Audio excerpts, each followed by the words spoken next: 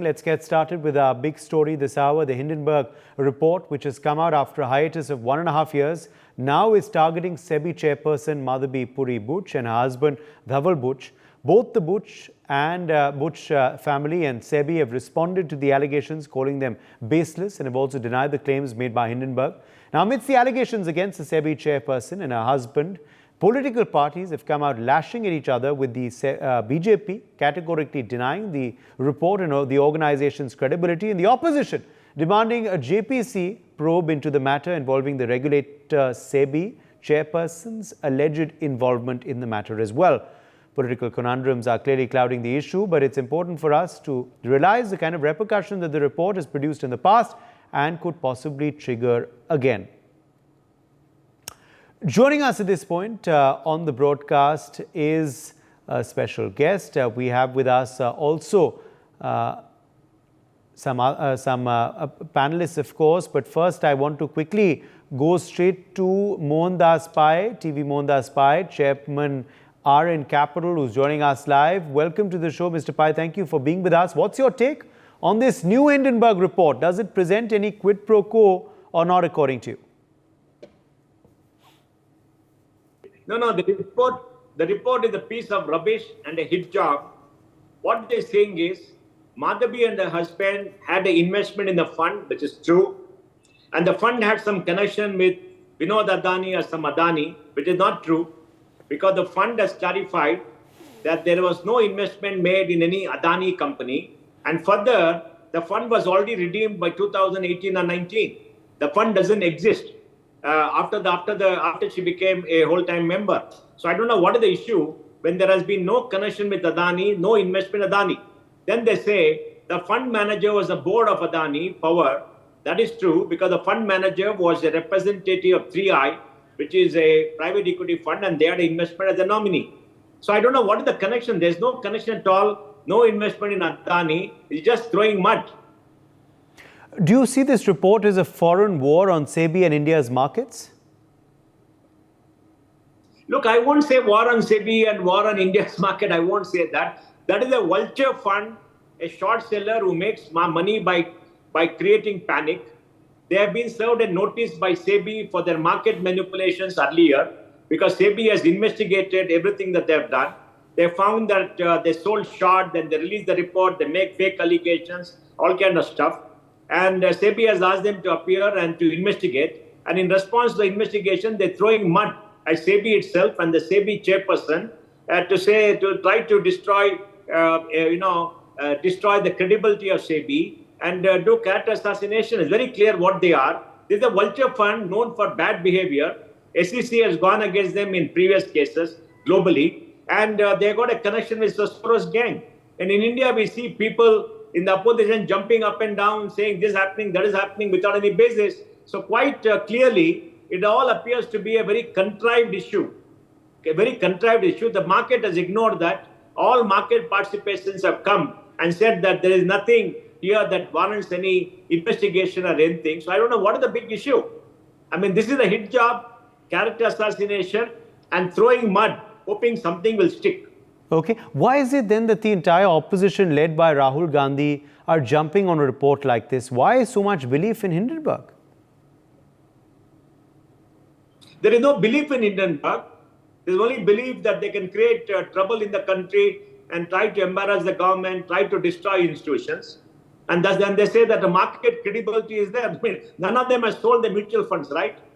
Some of the big wigs have money in mutual funds and shares that has been disclosed. Have they sold anything to say market? But the market participant investors said the market is not hurt, SEBI's credibility is not hurt. Who are these people to say SEBI's credibility is hurt? If I say my credibility, my belief in the market is not hurt, who are they to tell me that the market is hurt? I mean, they're not the market, they're not investors, they have no local standard. Of course, they will jump up and down, they'll try to abuse, they'll throw mud, because that is the nature. So we will just ignore them. Yes, but why is it then that we succumb to these divide and rule tactics from foreign powers still? See, the opposition is hand in glove with George Soros and his gang, because they want to come to power at all costs, even if they destroy this country. They create trouble between communities. They've been doing it for the last 1.5 to 2 years. by their very extreme demands. They've been doing it. They want to come to power by destroying the credibility of the government. And they use all these agencies to throw mud. The connection between Soros and Hindenburg has been established, right? The connection between many NGOs in India and Soros have been established. The connection between those NGOs in India and the opposition has been established. We have seen one leader of the opposition go visit all of them abroad. The same elements abuse India. Same elements go after India. All those NGOs abroad who write reports about democracy, freedom of media, all kind of stuff. But most of them have been financed directly or indirectly by Soros. And Soros has said earlier that he wants to go after 4 prime ministers, right? Erdogan of Turkey, Prime Minister Narendra Modi, Prime Minister Abe of Japan, and former Prime Minister of Brazil, right? So it is what is shocking is all these people are against the people of this country and supporting a vulture short seller, and somebody who is a overseas investor who wants to create chaos in this country. We've seen what happened to Bangladesh, right? In Bangladesh also, they have this deep connection with all the NGOs and others who are funded by Soros. So the connections are very clear. And we, the people of this country, investors in this country, working hard for this country, should all stand up and fight that. And if we believe there's any credibility in the allegation, of course, we will also ask for investigation. If you read the allegation, there's no credibility, there is no connection. You see, the SEBI carried out a full investigation against Adani. They produced a full report. The report went to an expert committee. The expert committee then looked at it and said it's okay. It went to Supreme Court. Supreme Court looked at it, examined it, heard everybody, and then said there's nothing more in it and dismissed it. So what is the big issue? Okay. Now, SEBI has also revealed Hindenburg's links to US tycoon Mark Kingdon and his wife, Anla Cheng, who have proven links to the Chinese Communist Party in the past, Mr. Pai. Why was there no demand to probe this? Absolutely. Why will they demand? I think the parties aligned to the government should demand and ask for a JPC for that, to expose the links of some of the opposition leaders to the Chinese Communist Party and all that kind of links. They should demand. They should also expose these people. They just want to create chaos in this country because it's a totally non-issue. Madhabi Buch has done a great job. She's got a good track record. And if you happen to be an NRI, you earn money, you invested in a fund. When you invest in a fund, either in India or overseas, you don't tell the fund manager where to invest, what to invest. The fund manager invests. And you got such a small stake, $890,000 on 48 million. That's such a small amount of money. You're in no position to influence the fund manager of the fund. So what is the big deal? The whole thing is bogus, rubbish, and throwing mud. All right, let's leave it at that. Doctor, appreciate you joining us, TV Mohandas Pai, with your perspective on that story. Let's also now bring in some other guests joining us at this point. Sharat Kohli is live with us, economist. Mitali Nikore, economist, also joins us. Gautam Mukherjee, senior journalist, live with us as well. Sharat Kohli, let me begin with you first. On your reaction to the fallout so far of this Hindenburg 2.0. Has your prediction for the market come true based on what transpired today? We had you, of course, yesterday on our show. And also the reactions from the political brass. What do you make of them? Well, good evening, Uday. Good evening to my fellow panelists and Newsx viewers. Yes, my predictions fortunately came true. I said that the market will probably open a little downwards and then it will recover. And it exactly happened because there's no connection with the whole report, has got no connection with the market, maligning the SEBI chief. People don't want to believe that story. SEBI in India is one of the finest market regulators. We analyze market regulators across the world. SEBI, to my mind, is one of the finest, most transparent, most disciplined regulator we've ever had, in this country. A remote connection, somebody invested money in 2015. It's like there is an aeroplane going up 30,000 feet in the sky and I have a stomach ache. So, you're trying to connect two different things deliberately. There is absolutely no nexus. I've gone through the report 4 times now. I tried to read again and again. Every time I heard an opposition leader, every time I heard somebody, trying to drag the whole matter into controversy, I read it once again. I did that. Can you imagine? I ended up doing it 4 times. Not once have I found anything which is substantiated, which is substantial. It is simply a result of a show cause notice. That this is a classic case of a judge issuing a notice to a criminal, a summon to the criminal, and next day the criminal tries to malign the judge. if this starts happening, then I think across the world, all the courts of law, all the regulatory agencies probably will have the same thing, and we cannot give credence to such kind of motives, such kind of action. That's show cause notice because Hindenburg could not reply.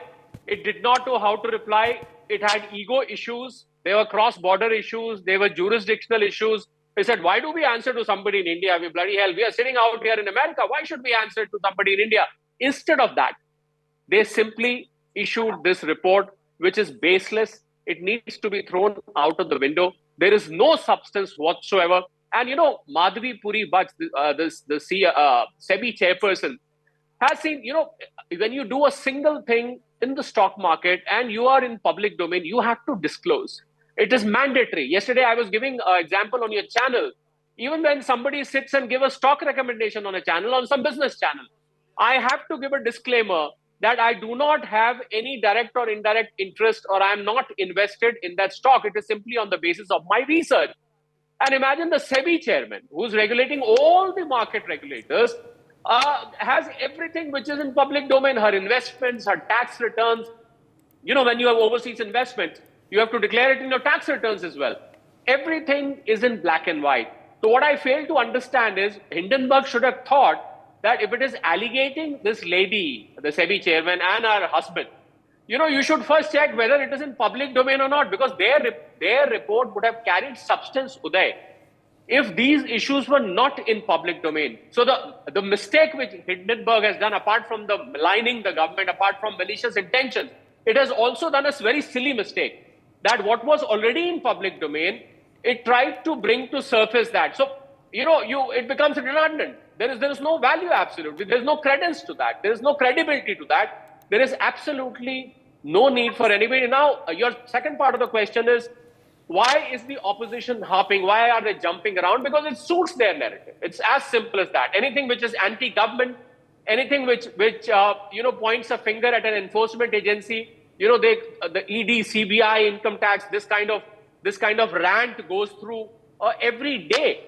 So I think it suited them. SEBI was probably the only agency, Uday, which was not appearing in this list of agencies they were ranting, because they were talking of CBI, income tax, and ED. By chance, they were missing out on SEBI. So now they have a fourth agency to talk about as well. I mean, instead of three, they have four they can talk about. Is all that because it suits their narrative. It suits the anti-government. They are desperate to get into power. They want to be in power. They are feeling bad that now for 15 years, they'll be sitting in opposition. They just cannot tolerate. They knew that some of their efforts in Modi 2.0 yielded results. From 40-something, they came down to 90-something. So they feel if we carry on with this, probably we can go on to 200 and something of the magic figure. That's exactly what is happening. There's nothing else beyond that. And I think people of India, most importantly, the investors and traders have understood. I was following the market. I follow it every day, by the way. But today I was very minutely, and I remember Mitali was also there yesterday, and I said we should investigate all the open positions in short selling today as to who all are the people. But surprisingly, they all must have suffered losses today. Although it can be a subject matter of investigation even now, that how many short selling positions were open last evening, and were they squared up or were they not squared up? I'm sure they must have run. There is something called short covering in the market. There was massive short covering because market opened, Nifty opened 70 odd points down, and then there was short covering. Short covering is when these short sellers, they run for cover. They have to square up their positions because otherwise they can be really in real losses. So overall market has a very flattish close. I think the market has given the answer, Uday, a very categorical answer, because Hindenburg's intention was to make some money out of it. And market has given the answer, sorry, you cannot fire the same bullet twice. You fired a bullet, somebody was unconscious for some time, 8 lakh crores knocked off, but the same bullet cannot be run twice. And this whole thing is a sham, and it needs to be completely disregarded. The opposition must understand that sooner than later, Uday. Gautam Mukherjee, come in here. Do you believe this is yet another hit job? Do you believe a probe is needed into the SEBI chairperson and her husband? Or are the allegations just meant to be confined to the dustbin? And also, what do you make of the politics which has erupted over this latest report by Hindenburg? There are two things that have been happening of late, which is very disconcerting for foreign investors and people who are inimical to India and would like the stock market to come down a peg or two, at least 10 to 20%. They've been asking for this. One is the FIIs. And the FIIs have been buying and selling and not making any impact like in the years before, because of a strong flow of domestic investment, particularly retail investment into mutual funds, into SIPs, as well as the domestic. And the whole percentage bias is now in favor of domestic investors. Now, these people are upset because they're not able to influence. They keep talking about high valuations, and it doesn't bother the Indians any. They keep inching upwards, sometimes larger. When the FIIs do invest, as they did last month, what happened was the market bounded ahead, because then it becomes jam on toast, additional funds. Now, Hindenburg should shoot itself, because it did a solid hit job that took the market by surprise, caused a huge loss, which has not only been made back in full, but now the Adani Group companies are actually trading higher than they were. Today, with all their efforts, all that happened to the Adani companies, there are quite a few which are listed, some of them dropped a percentage, some of them dropped as many as 3 or 4%. Even that got largely mitigated in the course of the day, and by tomorrow it will be over completely as far as the Adanis go. As far as Butch and husband go, this is absurd, and there is really nothing in there for anybody to get their teeth into. As far as the opposition goes, desperation writ large. Rahul Gandhi doesn't understand A or B or Z of this, but somebody gave him a script and he read it out. And he read it out as if somebody had died, and there he was, looking solemn as hell. And the whole thing is a waste of time. Kharge chimed in from the back. The Jairam Ramesh said something or other. This is not going anywhere. It is yet another opposition attempt led by Congress to do some damage and fail. So the whole thing is not even a one-day event. It's gone. And one of the things that happened is, they did this over the weekend, and almost every guru in the stock market business lined up and made statements in favor of the market, in favor of Butch and her husband. And this is remarkable, because the maturity that has now happened into the market.